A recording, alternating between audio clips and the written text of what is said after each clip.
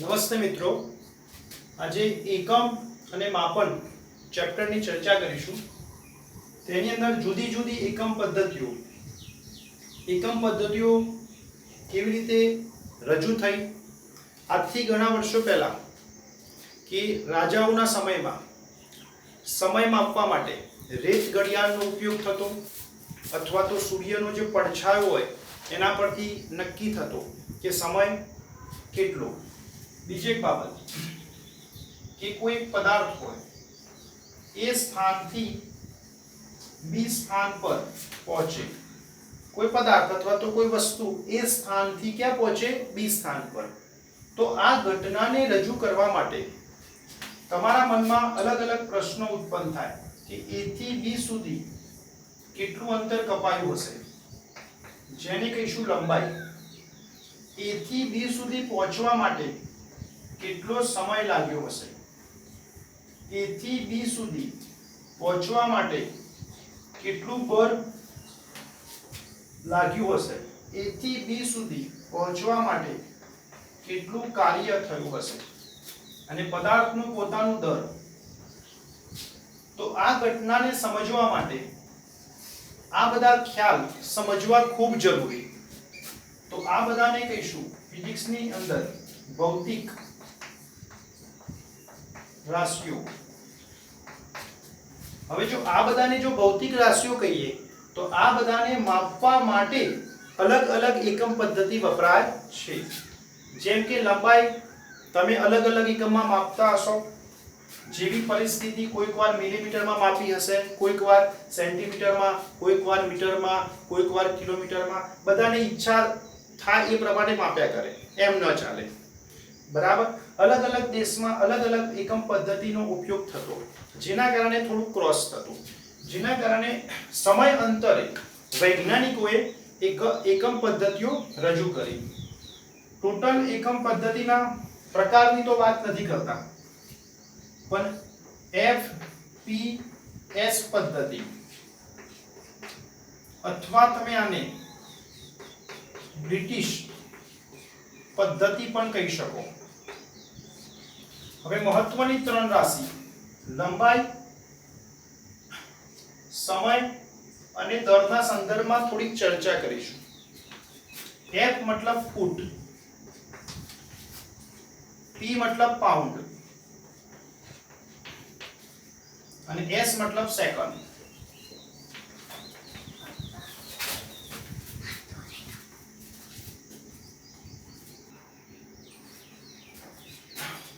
ટૂંકમાં મિત્રો, જો દર માપવું હોય આ પદ્ધતિ પ્રમાણે તો તેનો એકમ થશે પાઉન્ડ.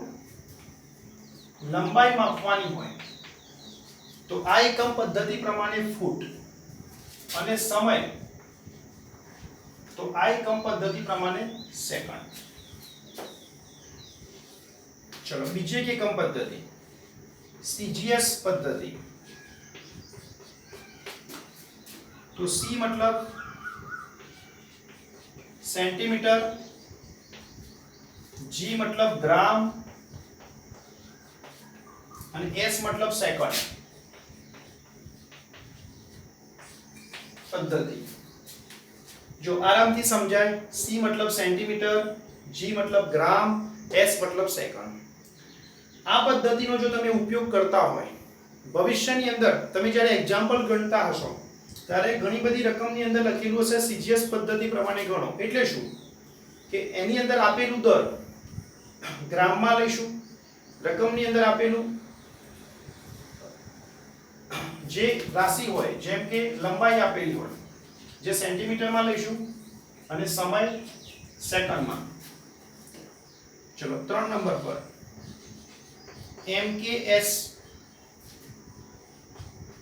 MKS પદ્ધતિ. M મતલબ મીટર, K મતલબ કિલોગ્રામ અને S મતલબ સેકન્ડ. તો MKS લંબાઈ માપવા માટે MKS પદ્ધતિની અંદર મીટર એકમનો ઉપયોગ થાય છે. એમકેએસ પદ્ધતિની અંદર જો તમારે દર માપવું હોય તો કિલોગ્રામ એકમ અને સમય માપવો હોય તો સેકન્ડ. 4 નંબર પર એમકેએસઈ પદ્ધતિ સેમ ટુ સેમ જ રહેશે. મીટર લંબાઈ માટે કિલોગ્રામ દર માટે સેકન્ડ સમય માટે અને એ એટલે એમ્પિયર. એમ્પિયર એકમ વિદ્યુત પ્રવાહનું થશે જે તમે ધોરણ 10 માં એના વિશે ભણી ગયા હશો. 5 નંબર એસઆઈ અથવા તો એમ કહી શકાય હાલમાં વપરાતી એકમ પદ્ધતિ. ઇંગ્લિશમાં કહીશું સિસ્ટમ ઇન્ટરનેશનલ અથવા તો મૂળભૂત એકમ પદ્ધતિ.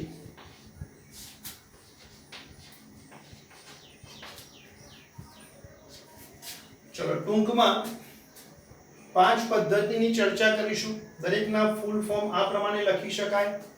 ટૂંકમાં ફૂટ, સેન્ટીમીટર, મીટર, મીટર અને આની અંદર ડિટેલમાં પછી જોઈએ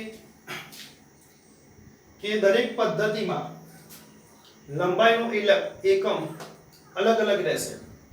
તે જ પ્રમાણે દરનો એકમ પહેલી પદ્ધતિમાં પાઉન્ડ, બીજામાં ગ્રામ, આની અંદર કિલોગ્રામ અને સમય દરેકની અંદર સેકન્ડમાં માપીશું.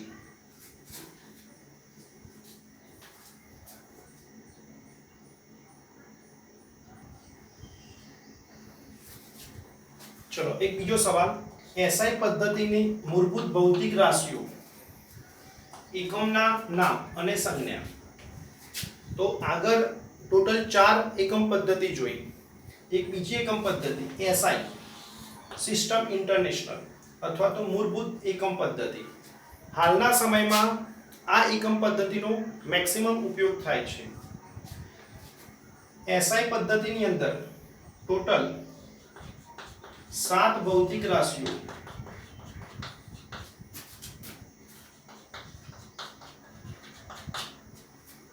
મૂળભૂત ભૌતિક રાશિઓ, તેમને અનુરૂપ એકમના નામ અને સંજ્ઞા. નંબર 1 લંબાઈ.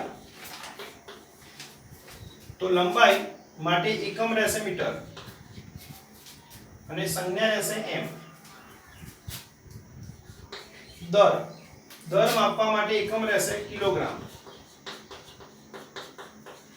સંજ્ઞા કેજી. સમય આ પદ્ધતિમાં સમય માપવા માટે સેકન્ડ એકમ, સંજ્ઞા એસ. વિદ્યુત પ્રવાહ માપવા માટે એમ્પિયર એકમ, સંજ્ઞા રહેશે E.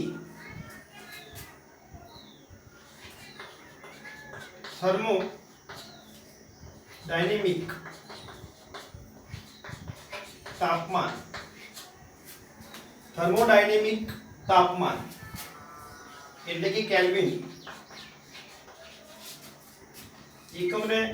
એકમની સંજ્ઞા K. ચલો દ્રવ્યનો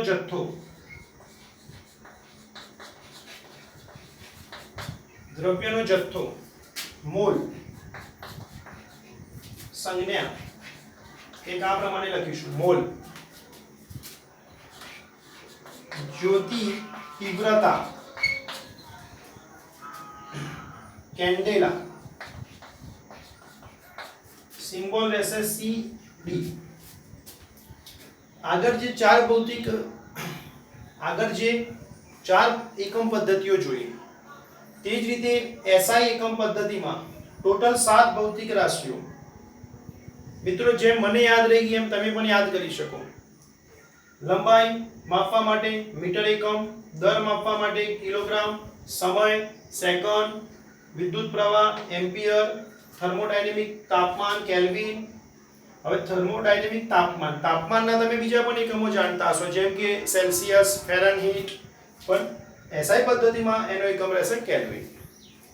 દ્રવ્યનો જથ્થો મોલ, જ્યોતિ તીવ્રતા કેન્ડેલા અને આ એકમના નામને અનુરૂપ દરેકની સંજ્ઞા આ પ્રમાણે વિચારીશું.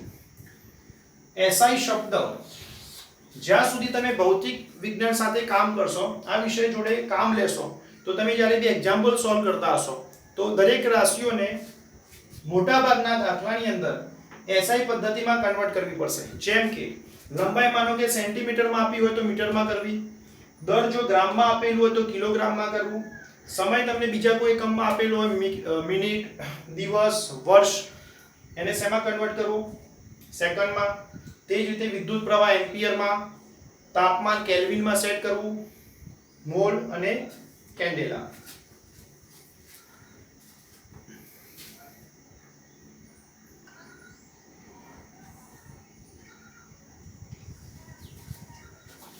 ચલો એક નવો સવાલ જોઈશું. સાધિત રાશિ. સાધિત રાશિ એટલે શું? ઉપજાવેલી રાશિઓ અથવા બનાવેલી રાશિઓ. કંઈક બનાવવું હોય તો તમારે મૂળભૂત જરૂરિયાત રહેશે. હવે ઉદાહરણ તરીકે તમારે મોટી ફેક્ટરી બનાવવી હોય તો મૂળભૂત જરૂરિયાત શું? રૂપિયા. માનો કે એક સરસ મજાનું ઘર બનાવવું હોય તો મૂળભૂત જરૂરિયાત શું? રૂપિયા. બરાબર. તેવી જ રીતે સાધિત રાશિઓ અથવા સાધિત રાશિ તો મૂળભૂત ભૌતિક રાશિઓ ની મદદથી ઉપજાવેલ ભૌતિક રાશિ ને અથવા રાશિઓને સાધિત રાશિ કહે છે.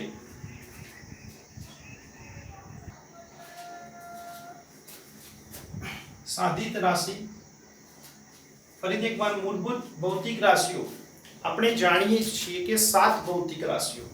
એ 7નો સમન્વય કરવામાં આવે, જેમ કે ગુણાકાર કરવો, કોઈ પણ બે રાશિનો અથવા ગુણોત્તર લેવો અને કોઈ નવી રાશિ બનાવી, તો તેને કહીશું સાધિત રાશિ. ઉદાહરણ તરીકે જો સ્થાનાંતર અને સમયનો ગુણોત્તર લેવામાં આવે, હવે સમજવા માટે સ્થાનાંતર માપવા માટે સ્થાનાંતર લંબાઈમાં મપાય છે. એટલે જો લંબાઈ અને સમયનો ગુણોત્તર લીધો. લંબાઈ એટલે શું? મૂળભૂત રાશિ. સમય એટલે શું? મૂળભૂત રાશિ. તો શું બને? યાદ કરો, વેગ બને. તો વેગ આપણા માટે થશે સાધિત રાશિ. અને એકમ તમે બનાવી શકો. લંબાઈનો એકમ મીટર, સમયનો એકમ સેકન્ડ. તો સાધિત રાશિ એટલે કે વેગ, એનો એકમ મીટર પર સેકન્ડ. બીજું એક ઉદાહરણ કે વેગને અથવા તો વેગનો ફેરફાર, વેગને જો સમય વડે ભાગી દેવામાં આવે, સમય એ કઈ રાશિ થઈ? મૂળભૂત. તો વેગ ભાગ્યા સમય તમને યાદ હશે પ્રવેગ બને. તો વેગ બનાવવા માટે જરૂર પડી લંબાઈ, સમય, મૂળભૂત ભૌતિક રાશિ. વેગ ભાગ્યા સમય કરવાથી પ્રવેગ બન્યો. તો આ પણ થશે મિત્રો સાધિત રાશિ. આનો એકમ તમે બનાવી શકો. આનો એકમ થશે મીટર પર સેકન્ડ, સમયનો સેકન્ડ એટલે સેકન્ડ સ્ક્વેર. તો આ રીતે આના બીજા પણ ઉદાહરણ તમે લખી શકો, જેમ કે વેગમાન. નંબર 2 કાર્ય, 3 બોર. મૂળભૂત ભૌતિક રાશિ અને 2 એસઆઈ મૂળભૂત 7 ભૌતિક રાશિ અને પૂરક ભૌતિક રાશિ સિવાયની જે પણ ભૌતિક રાશિઓ હોય એ બધી રાશિઓને તમે સાધિત રાશિઓ કહી શકો. ફરીથી એકવાર મૂળભૂત 7 ભૌતિક રાશિ અને 2 પૂરક ભૌતિક રાશિ. પૂરક ભૌતિક રાશિ હવે જોઈશું.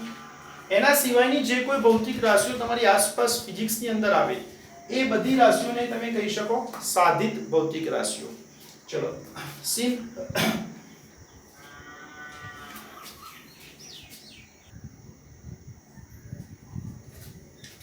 ચલો એક બીજો સવાલ. એસઆઈ એકમ પદ્ધતિની પૂરક ભૌતિક રાશિઓ.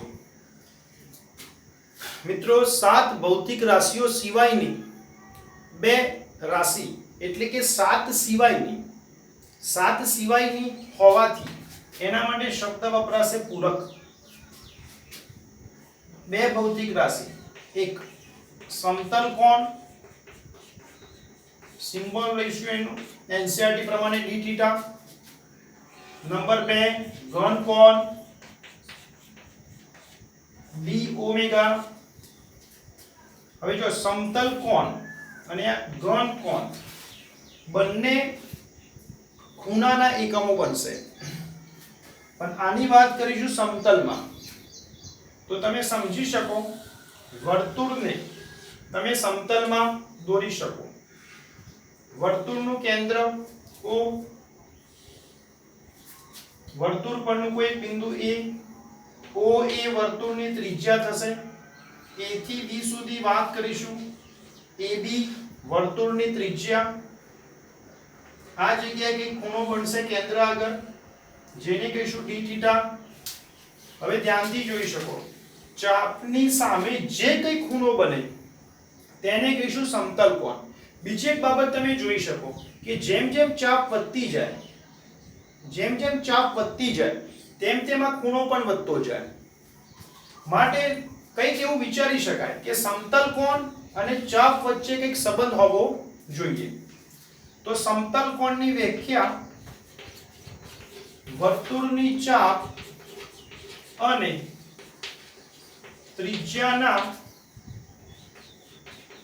ગુણોત્તરને સમતલ કોણ કહે છે. સૂત્ર સ્વરૂપે તમે લખી શકો, સમતલ કોણ d થીટા બરાબર ચાપ ભાગ્યા ત્રિજ્યા. ચાપને પણ લંબાઈમાં માપીશું, ત્રિજ્યાને પણ લંબાઈમાં માપીશું, તો લંબાઈ કેન્સલ, એટલે કે કંઈક પરિમાણ રહિત કહી શકાય. એટલે કે 7 ભૌતિક રાશિમાંથી કંઈ પણ રહેશે નહીં. એટલા માટે પૂરક શબ્દ વપરાશે. તમે આને સંજ્ઞાથી આ પ્રમાણે પણ લખી શકો, ચાપ એટલે AB, ત્રિજ્યા એટલે r. ચલો એકમનું નામ રેડિયન, સંજ્ઞા RAD. એક મહત્વનું રિલેશન યાદ રાખીશું, 1 ડિગ્રી બરાબર પાઈ છેદમાં 180 રેડિયન. અથવા આ પ્રમાણે પણ લખી શકો, 1 ડિગ્રી બરાબર પાઈ છેદમાં 180 રેડિયન. થોડુંક વધારે પણ યાદ રાખી શકો, 1 ડિગ્રી બરાબર 60 મિનિટ. આ એક ડેશનો મતલબ થશે મિનિટ, અથવા તો 3600 સેકન્ડ. મિત્રો સમતલ કોણ એટલે કે સમતલમાં બનેલો ખૂણો, જેને કહીશું સમતલ કોણ. બીજું વ્યાખ્યા તમે આ પ્રમાણે લખી શકો, વર્તુળની ચાપ અને ત્રિજ્યાના ગુણોત્તરને સમતલ કોણ કહે છે. આ સૂત્ર પરથી જોઈ શકાય કે જેમ જેમ ચાપ વધતી જાય તેમ તેમ ખૂણો વધે. એટલા માટે ચાપ અને ખૂણો એકબીજાના સમપ્રમાણમાં, અને ચાપને હું ત્રિજ્યા વડે જ ભાગું એટલે ચાપ પણ લંબાઈ, ત્રિજ્યા પણ લંબાઈ, લંબાઈ કેન્સલ, એટલે પરિમાણ રહિત થઈ જશે. એટલે SI એકમની જે ભૌતિક રાશિઓ આપેલી તેના સિવાયની કોઈક નવી રાશિ બનશે. એટલા માટે શબ્દ વપરાશે પૂરક ભૌતિક રાશિઓ. પછી સમતલ કોણનો એકમ રેડિયન, સંજ્ઞા થશે RAD. 1 ડિગ્રી બરાબર પાઈ છેદમાં 180 રેડિયન. આ પણ રિલેશન તમને ખૂબ ઉપયોગી રહેશે એક્ઝામ્પલ ગણવા માટે. SI પદ્ધતિ પ્રમાણે જો એક્ઝામ્પલ ગણવાનો થાય તો તમારે ખૂણાને રેડિયનમાં કન્વર્ટ કરવો પડશે. ચલો સ્ક્રીનશોટ પાડી શકો.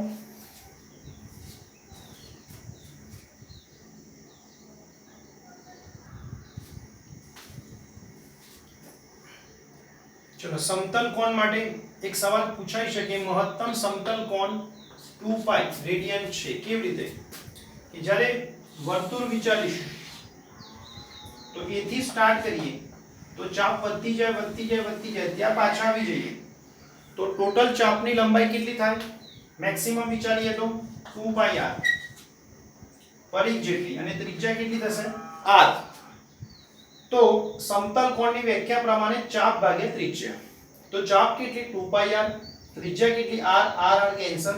તો એમસીક્યુ માં કે ટૂંકા પ્રશ્નોમાં પૂછાઈ શકે કે મહત્તમ સમતલ કોણ કેટલો 2π રેડિયન. ચલો ઘન કોણ. આની અંદર ઘન વિચારીશું કે જેમાં લંબાઈ પહોળાઈ અને ઊંચાઈ હોય. આનું એક ઉદાહરણ લઈશું સરસ મજાનું ગોળાનું કે ગોળાની ત્રિજ્યા r હોય. હવે લગભગ બધાએ તરબૂચ ખાધું જ હશે. એના માટે તમે જ્યારે તરબૂચની ખરીદી કરવા જાઓ ત્યારે કંઈક આ પ્રમાણેનો ટેસ્ટ કરાવે.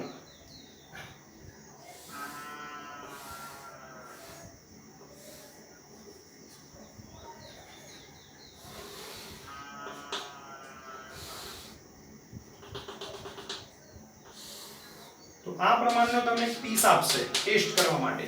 તરબૂચની ખરીદી કરવા જશો તો આ ટાઈપનો પીસ આપશે. આ એનું કેન્દ્ર થયું, આ એની સપાટી થઈ, સપાટીનું ક્ષેત્રફળ ડેલ્ટા એ. એક્ઝેક્ટ એની સામે કેન્દ્ર આગળ જે ખૂણો બને કંઈક આ પ્રમાણે, તો આ ખૂણાને કહીશું ડી ઓમેગા, એટલે કે ઘન કોણ. તો અહીંયા પણ તમે જોઈ શકો કે જેમ જેમ એરિયા વધતો જાય તેમ તેમ શું વધે સામેનો ખૂણો. એટલે એવું કહી શકાય કે ઘન કોણ અને એરિયા વચ્ચે કંઈક સંબંધ હશે. તો વ્યાખ્યા કંઈક આ પ્રમાણે લખી શકો ઘન કોણ D omega is equal two ક્ષેત્રફળ ભાગ્યા ત્રિજ્યા. જો ક્ષેત્રફળ એટલે શું લંબાઈ ગુણ્યા લંબાઈ અથવા લંબાઈ ગુણ્યા પહોળાઈ અથવા એકમ વિચારો. ચલો ક્ષેત્રફળનો એકમ થાય મીટર સ્ક્વેર. તો નીચે પણ મીટર સ્ક્વેર કરવો પડે. તો તેના માટે તમારે અહીંયા સ્ક્વેર કરવું પડશે. તો જ મીટર સ્ક્વેર કેન્સલ. તો જ એક બને, તો જ પરિમાણ રહિત બને, તો જ 7 ભૌતિક રાશિ સિવાયનું કંઈક બને. તો તેના માટે ઉપર ક્ષેત્રફળ અને ઘન કોણ એકબીજાના સમપ્રમાણમાં રહેશે. કેમ કે અહીંયા તમે જોઈ શકો જેમ જેમ એરિયા વધતો જાય તેમ તેમ આ ખૂણો વધતો જાય. તો એક તો ફિક્સ થઈ ગયું કે ઘન કોણ અને ક્ષેત્રફળ એકબીજાના સમપ્રમાણમાં. પણ નીચે શું લખીએ કે જેથી પરિમાણ રહિત બને. તો ઉપર કંઈક મીટર સ્ક્વેર એકમ બને. તો નીચે મીટર સ્ક્વેર એકમ બનાવવા માટે શું કરવું પડે ત્રિજ્યાનો વર્ગ. ચલો એકમનું નામ, એકમનું નામ રહેશે સ્ટી રેડિયન અને સંજ્ઞા SR. આની અંદર પણ તમે વિચારી શકો આવો જ પ્રશ્ન મહત્તમ ઘન કોણ કેટલો. ચલો મહત્તમ ઘન કોણ કેટલો. તો આ ગોળા માટે વિચારો કુલ એરિયા લઈ લો. મહત્તમ એટલે પૂરેપૂરો કુલ એરિયા.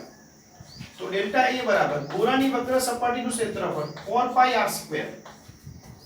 તો આ સૂત્ર પ્રમાણે વિચારી શકાય d omega is equal to delta a by r². તો delta a 4πr² by r². તો r² કટ તો 4π SR. તો 11th પૂરતું તમે આ સૂત્ર યાદ રાખી શકો. ઘન કોણ બરાબર ક્ષેત્રફળ ભાગ્યા ત્રિજ્યાનો વર્ગ. એકમનું નામ સ્ટી રેડિયન, સંજ્ઞા SR. ટૂંકમાં બે પૂરક ભૌતિક રાશિઓ, એક સમતલ કોણ અને બીજો ઘન કોણ. મિત્રો બંનેના ટૂંકા પ્રશ્નો. મહત્તમ સમતલ કોણ કેટલો 2π રેડિયન. જ્યારે ઘન કોણની વાત કરીએ તો 4π SR. બીજી એક બાબત કે ઘન કોણ કરતા બી સમતલ કોણનો ઉપયોગ બહુ બધો થાય. તમે નાનપણથી ઝાડના ખૂણો માપી રહ્યા છો, ચાહે ડિગ્રીમાં ચાહે રેડિયનમાં. એ બધા ખૂણા કયા હતા સમતલ કોણ. અને સમતલ કોણની વ્યાખ્યા, એનો એકમ, એકમનું નામ, આ બધું તમને 12 સાયન્સ ને 11 સાયન્સની અંદર મેક્સિમમ ઉપયોગી થશે. અને એ કોન્સેપ્ટ તમારો ક્લિયર હશે. સમતલ કોણ એમાં બીજું કંઈ ખાસ યાદ નથી રાખવાનું. તમારે શું યાદ રાખવાનું? સમતલ કોણનું સૂત્ર, એનું એકમ, એકમની સંજ્ઞા. અને સમતલ કોણમાં જે રિલેશનની વાત કરી, રેડિયન અને ડિગ્રી વચ્ચેનો રિલેશન. 1 ડિગ્રી બરાબર π/180 રેડિયન, અથવા 1 ડિગ્રી બરાબર 60 મિનિટ, અથવા 1 ડિગ્રી બરાબર 3600 સેકન્ડ. તો આશા રાખીએ કે તમને સમજાયું હશે. ટોટલ 4 ટોપિકની ચર્ચા કરી, નાના નાના, કંઈ ખાસ ટોપિકમાં ન હતું. શરૂઆતનો ટોપિક હતો એકમ પદ્ધતિઓના પ્રકાર. તો એ પ્રકાર અને એના સામે ફૂલ ફોર્મ વધારે પ્રેક્ટિસ કરશો તો યાદ રહી જશે. ત્યારબાદ ચર્ચા કરી મૂળભૂત ભૌતિક રાશિઓ 7 હતી, વારંવાર પ્રેક્ટિસ કરશો તો યાદ રહી જશે. ત્યારબાદ વાત કરી સાધિત રાશિ. તો સાધિત એટલે બનાવેલી, બનાવવા માટે શેની જરૂર પડે? મૂળભૂત ભૌતિક રાશિઓ. અને ત્યારબાદ વાત કરી પૂરક ભૌતિક રાશિઓ, જેમાં બે વાત કરી, એક સમતલ કોણ અને ઘન કોણ. બંનેના ઇક્વેશન. સમતલ માટે ઉદાહરણ લીધું વર્તુળ, સમતલ કોણ માટે ઉદાહરણ લીધું વર્તુળનું, ઘન કોણ માટે ઉદાહરણ લીધું ગોળા માટેનું, અને બંનેના સમીકરણ, બંનેના એકમના નામ અને બંનેની સંજ્ઞા. બીજું મિત્રો, તમારે જો વધારે ફિઝિક્સના લેક્ચર એટેન્ડ કરવા હોય, ભણવું હોય, વધારે જાણવું હોય, તો અત્યારે ઓનલાઈન લેક્ચર ચાલી રહ્યું છે. તમે આ નંબર પર કોન્ટેક્ટ કરી શકો.